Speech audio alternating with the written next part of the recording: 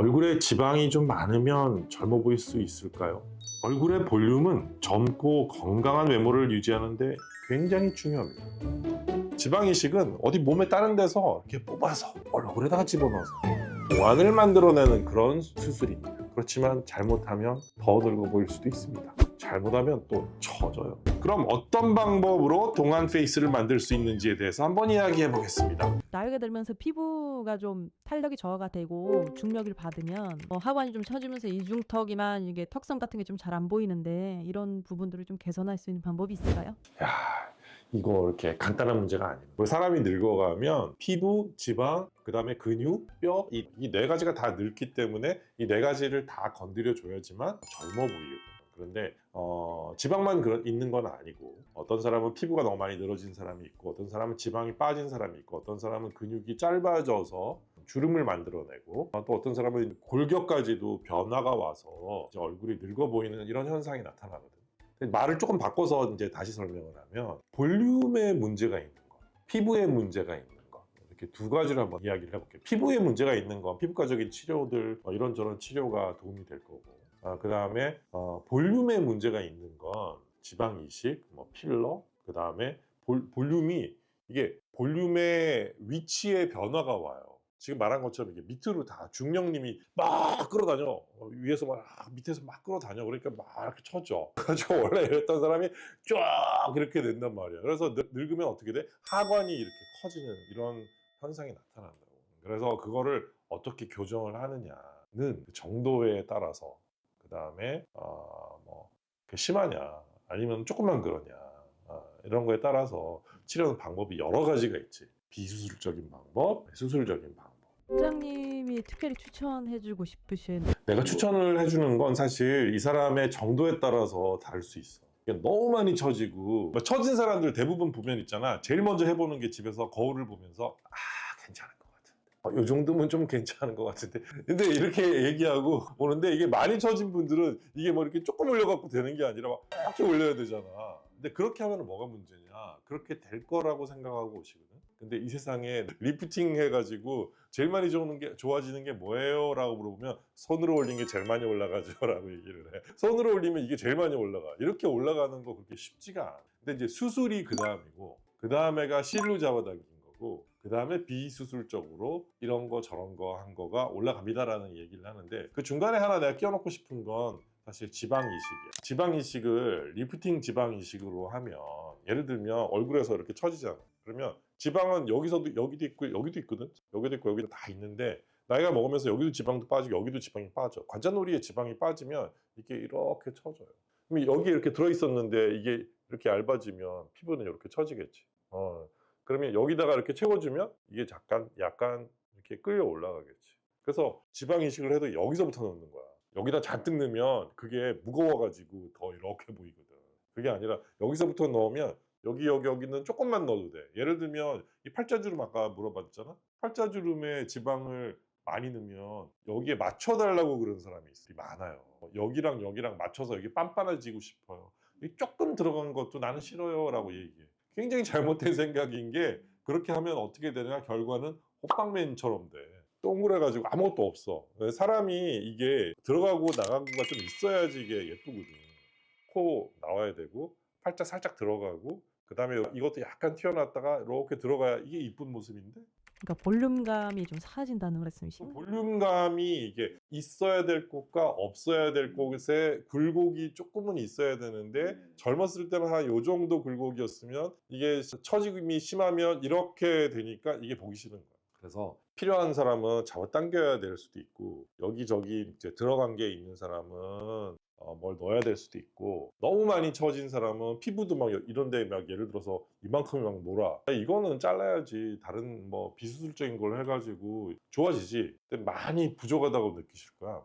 그래서 할 수 있는 게 되게 여러 가지야. 다시 말해 진찰이 필요해. 혼자서 여러분들이 막 생각해가지고 이게 좋을 거야 그래서 이거 한번 해보고 이게 저게 좋을 거야 그래서 저거 한번 해보고 그래서 안 좋아 이렇게 하면 안 되고 정말 솔직하게 정확하게 당신은 수술이 더 나아요 아니면 비수술적인 게 더 나아요 이런 걸 정확하게 얘기해 주실 수 있는 분에게 가서 질문하고 자기가 결정을 하는 게 나는 맞다고 봐. 그 스타워즈 시리즈를 좋아해가지고 에콜라이트라는 시리즈를 봤는데 그 이정재 네네. 나오는 거 아니야? 네 맞습니다. 어. 거기서 이제 제다이로 우리 정재 형님이 나오시는데 아니 이게 디즈니가 이정재를 싫어하나라는 싶은 생각이 들 정도로 얼굴 볼살이 너무 처진 거예요. 나이가 너무 많이 들어 보이는 거죠. 이정재가 나이 먹게 나오는 거 아니야 거기 원래? 원래 그렇기는 한데 좀 상상 이상으로 너무 많이 얄쌍한 이정재를 머릿속에 계속 상상하고 있구나. 예전에는 이제 워낙 이제 샤프한 이미지였다 그렇지. 보니까 좀 그런 게 아닌가 싶기는 한데 이렇게 처지는 경우에는 어떤 증상 때문에 그러는 건지 궁금합니다. 근데 사진 봐봐봐.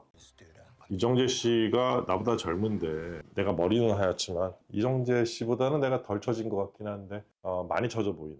이게 남자가 유전적인 것도 있고 처지는 건 그다음에 노화의 진행이 빨리 되는 사람도 있고 그렇지 않은 사람도 있고 뭐 다양하지 사실. 살이 빠지면 어디가 제일 먼저 빠지게? 얼굴살이 제일 먼저 빠지잖아. 얼굴살이 빠지면 어떤 현상이 일어나면 딱 이런 현상이 나타나요.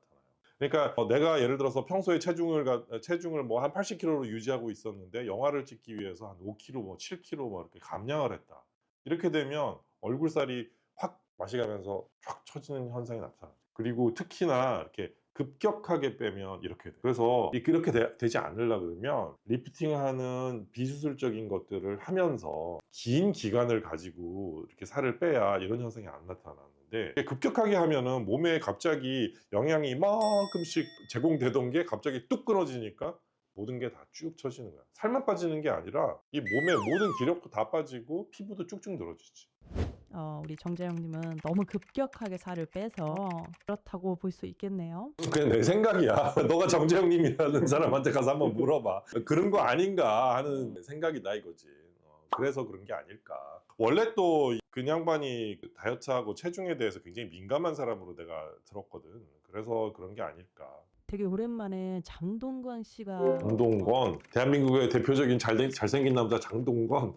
네, 완전 조각미남이죠. 근데 그분 포스터가 나왔는데 사람들이 진짜 깜짝 놀란 거죠. 어디 한번 봐봐. 네, 한번 보여드릴게요. 평소에 관리 이거 거의 안 하는 사람인 양. 근데 극중 캐릭터가 그래서 일부러 얼굴을 이렇게 망가뜨린 건 아닐까? 그럴 수도 있다고 생각하는데 제가 느끼기에는 아까 말씀해주신 이정재 배우랑 비슷한 느낌으로 좀 처지고 있지 않나라는 생각이 좀 들거든요. 그럴 수 있지. 그런데 이렇게 지금 보면 여기는 쏙 들어가고 여기 나오고 여기 이렇게 여기 쏙 들어가고 여기 이렇게 쳐져. 이렇게 되는 거 있지. 이렇게 될 때 나는 뭘 의심을 하냐면 턱 보톡스를 맞으신 거 아닌가? 라는 생각을 하게 돼. 근데 이런 현상이 지금 우리 장동건 씨 굉장히 심하게 보이는데 장동건 나이 아니더라도 뭐 한 30 초반? 이 정도만 되더라도 보톡스를 여기 턱 보톡스를 조금 세게 맞으면 급격하게 이게가 싹 줄어들면서 이렇게 처지는 현상이 나타나. 그래서 여기가 이렇게 튀어나오면서 자기는 잘 몰라. 내가 왜 요새 늙어 보이지? 막 그래가지고 뭐 울세를 하러 가고 뭐 하러 가고 막 이렇게들 하시는데 사실은 보톡스를 맞지 말라는 게 아니라 보톡스를 맞을 때 이거를 확 줄어들게 맞으면 안 되고 좀 약간 천천히 맞으면서 살짝 맞으면서 그 다음에 피부는 리프팅을 시키면서 이렇게 맞아야 이런 현상이 안 일어나거든. 병행하면 좋다는 말씀이신가요? 리프팅과 보톡스를 병행하면서 이렇게 시기적절하게 맞춰서 해야 돼. 그냥 가가지고 탁 맞고 그냥 뭐 맞았어요. 쭉 줄어들고 이거 쭉 이렇게 돼. 그래서 상당히 손질을 다시 저한테 오시면 제가 이쁘게 잘해드릴게요. 저는 이 보톡스랑 필러에 대해서 굉장히 좀 부정적으로 생각을 하고 있는 게 뭐냐면 한번 맞기 시작하면 이거를 계속 맞아야 되는 게 아닌가 싶거든요. 보톡스 필러.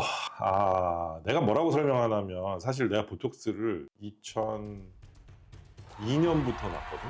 2002년부터 지금까지 보톡스를 놨는데 보톡스가 그때쯤 들어왔거든 우리나라에.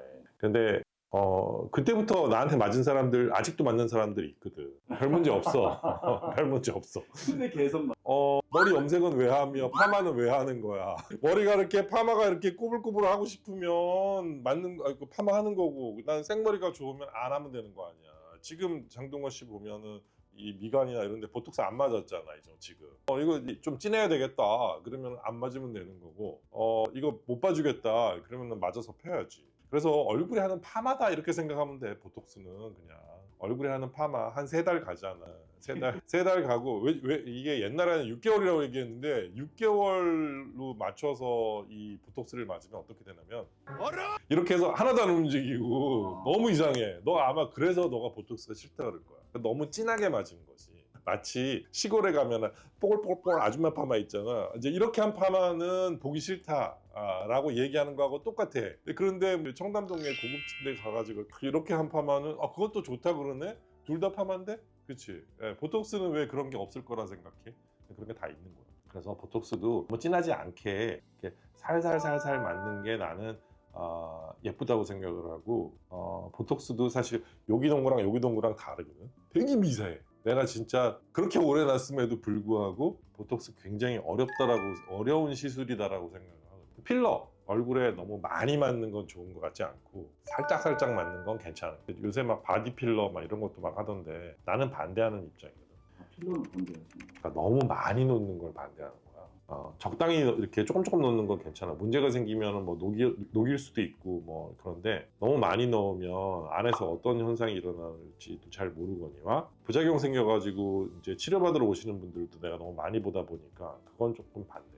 살짝 맞으면 좋다고 하셨는데 이게 약간 시기로 생각하면 될까요? 그러니까 살짝 맞아야 되는데, 예를 들어서 나는 살짝 맞아가지고 될 사람이 아니고 되게 많이 맞아야 될 정도로 얼굴에 살이 너무 없고 그러면 차라리 지방 이식을 하는 게, 양을 많이 넣어야 되니까 지방 이식을 하는 게 나는 좋다고 생각을 하고, 여기 조금 그렇고 이런 거는 그냥 필러 맞아도 괜찮다 이거지. 그래서 좀 더 젊은 나이에는 보톡스 필러 뭐 이 정도로도 충분해. 근데 나이가 좀 많이 드신 분들은 필러 막 7cc, 10cc 막 이렇게 넣는 거는 나는 아니라고 봐.